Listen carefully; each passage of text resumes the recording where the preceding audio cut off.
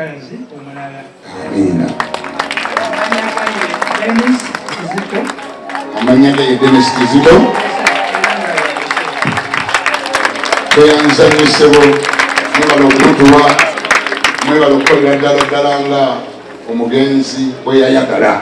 Tubasizamu nnyo ekitiibwa, mwebala okubeera famire etegeera ate eressaamu ekitiibwa enzikiriza y'omuntu gy'aba yakkiriza nekiyayagala. Bannange mukwereka abakulu b'ennyumba eno mu ngalo batuwadde omusika. Sebo omusika ngenda kukusaba ofukamire. Ompulirize bulungi nga nsoma ebigambo bino biri mu kitabo kya Yoswa.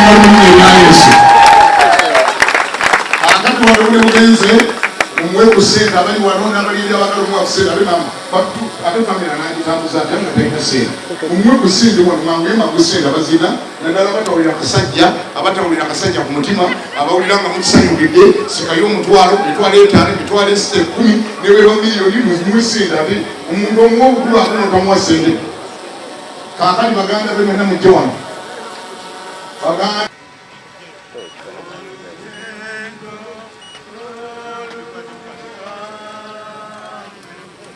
nkuba okukuba.